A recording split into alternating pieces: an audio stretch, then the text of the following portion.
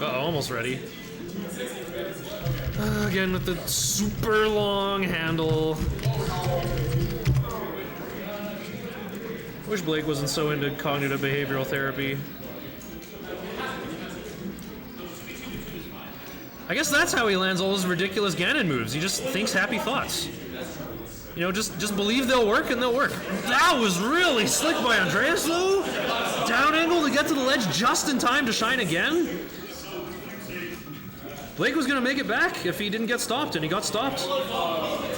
All right, this I really want to see, because I only took a single game off Andreas the first time I played him, way up at the other university. And that was like my first time ever seeing him. He didn't say a single word to me, so I thought he didn't even speak English.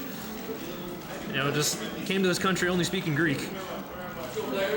Probably, if only we had Greek letters on the tag entry.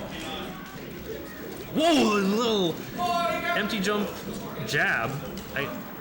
Wait, Andreas got past Blake. Did Blake do that with enough invuln to just ignore the 9 o'clock Firefox? Wowee. Okay, so I keep saying in this matchup, Fox either has to be like perfect play, complete rush down, constant smothering, not letting Ganon do a single thing, or run away, get the gun out, play perfectly safe, don't do anything.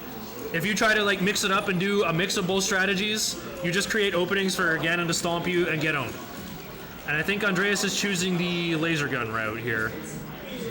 Currently up a whole stock with the clutch shine spike earlier in the first stock here.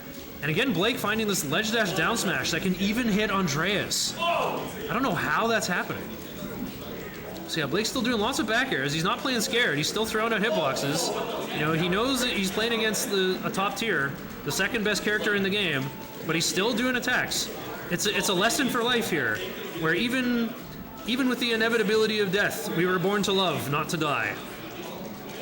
Or born to SD. Poor Andreas. Okay. Oh, wow. Andreas missing the freest punish in the world here. Gets down smashed again. How is this happening? Down smash has, like, hurtbox before hitbox. If you're charging down smash, you, like, get hit by your opponent running at you and doing anything. It's like your leg is already there with no hitbox. Oh, yeah, shielding. He's going for it again, even though Andreas is on the platform, but gets a shield up in time for the drill that comes down from there. That should be getting owned.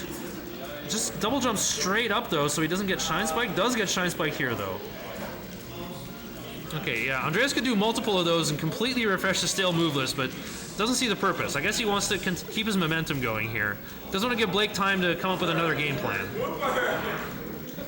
Coming down from the platform, even though Blake is placing some nice up airs. It's these stark vertical approaches that are making a big difference in this matchup. Andreas shielding on the top platform. Yeah, Blake keeping a cool head while he's getting camped on. You know, it's just a laser. Laser doesn't do anything. Go ahead and laser me. If you stand there lasering, I know where you're gonna be. Oh, Andreas bumped his head, but he recovers! If Blake just held the ledge, that would have taken the stock. Well, I don't know, probably smart to take a dive there. You know, it's not good to try too hard to win a matchup where you're basically gonna lose. You're just gonna like reveal your secret technology too soon when you need it more in a later game, in a closer match. Just go ahead and take the dive on game one. Run it back on Battlefield again like nothing happened. Yeah, so we're getting that F-tilt poke. You know, it doesn't lead to anything. You know, it's like we're Samus. We're a mid-tier after all. Samus is the only mid-tier better than Ganon. Triple setup really popping off right now. Oh yeah, they're sitting in 2 rows now. Now they made it work. Dang, someone's squealing like an inward death metal vocalist. I can't do it. Why can't I do it anymore? It's because I'm sitting down and crushing my diaphragm. Oh, 2 hits a Rafflecopter. Andreas knows everything. Oh, dang, a little waiting for a Dragon Ball Z moment. Oh, yeah, ledge dash, turnaround F tilt. Andreas chills on the platform just to get owned by an up air right after. Again, with the hack dash turnaround just to stomp the other way. So turning around did nothing except risk our double jump, so Andreas could watch us do stuff. Okay, yeah, force him to go on land so he can get up smashed. Yep, they had to make Ganon a bad character or he would be too good. Man, I really feel the same way about playing Pendulum in Yu-Gi-Oh! Even if Pendulum was good, it wouldn't be, because you can just, you know, normal summon Effect Veiler, Super Poly, get rid of my Dragon and my Spellcaster to shut off Secret Village, and get rid of the Omni Negate and Destroy. right? So like, if Ganon was good, everyone would just play Sheik. So Ganon can never be good. So yeah, stop bellyaching about Ganon being mid-tier. I mean, there's not like there's any Ganon complainers out there anyway. Oh, okay. Blake finding a forward air, and Andreas, like, DI is uncharacteristically bad. Dang, I gotta get into CBT, and then I can land crazy moves just like Blake. Right? If you don't fear your balls being crushed, then you can play Ganon normally. You don't have to do fancy Bizarro Flame stuff. Just play Ganon good. Just play good. Play good like this. Not quite 100% to go for the down throw jab fair mix-up. Blake bet it all on Andreas teching in place, apparently, but Andreas tech behind. Even if you hit the forward air, though, Blake is, like, Andreas is going to DI good enough to have it not be a lethal setup. Right? He's not even going to have to do an up B or a side B. He can probably, like, double jump and make it to the ledge. So it's not the right time to go for down throw fair anyway. You're probably going to go for stomp for, like, more percent and potential launcher to go for something that'll actually lead to a ledge guard. Okay, cool. Oh, here we go. Andreas starting a big ladder, looking like Croats. Blake somehow smashed the eyes out of the way, though. That's nearly impossible. Wow, doing the uppie at just the right time. Challenging the Shine Spike attempt there and lands a Dark Dive. Oh, Andreas messing up his angle. Down B, Andreas waiting in his canopy where it's safe, though. Oh, that is a shield grab for sure. But Blake went for something bigger. As my mentor Woodhouse would say, you're thinking too small. I know. I'm working on it. Ah, okay, Andreas finding that star KO. Closer this time, though. I don't know, I think Blake can find a win here. I've always said Andreas is really good at playing in a way that respects his opponent. The Bowser on Yoshi's! But Andreas was playing Bowser last week! Not as good as Blake's Bowser, though. Alright, Andreas, now you gotta learn from the master. From the best Bowser in the world. Better than Gimpy Fish.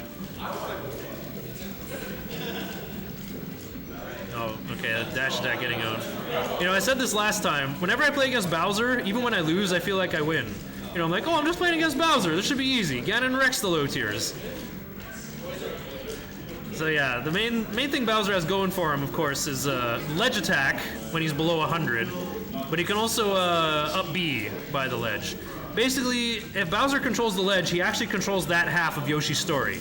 So Andreas is just doing hit and run tactics, not going anywhere near that total saw trap maze that Blake is going to set up.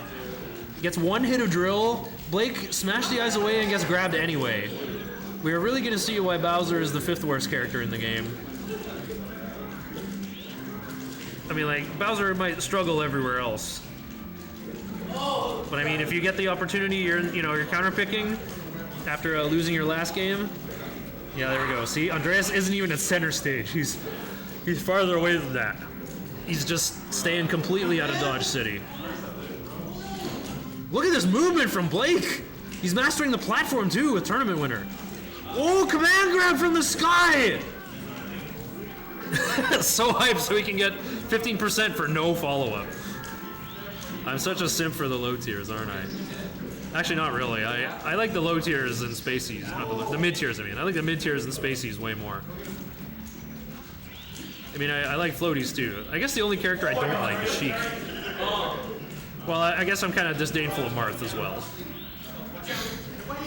I guess because it's tilting to lose to Marth, right? Because I guess I still think Marth has to play like Ozin, where like you get your opponent to 100 and then you just have to land a random wave dash forward smash. So, you know, Marth has to make a read. He has to make a hard read on the opponent. Everyone's like, oh my god, Marth is so hype. He has to make a hard read. Ganon has to make hard reads all the time. And everyone's like, oh my god, disrespect. Has to get construction boots. Well, anyway, the hit and run worked for Andreas, and he got a JV3 stock while I was belly aching about something unrelated. Congrats, Andreas.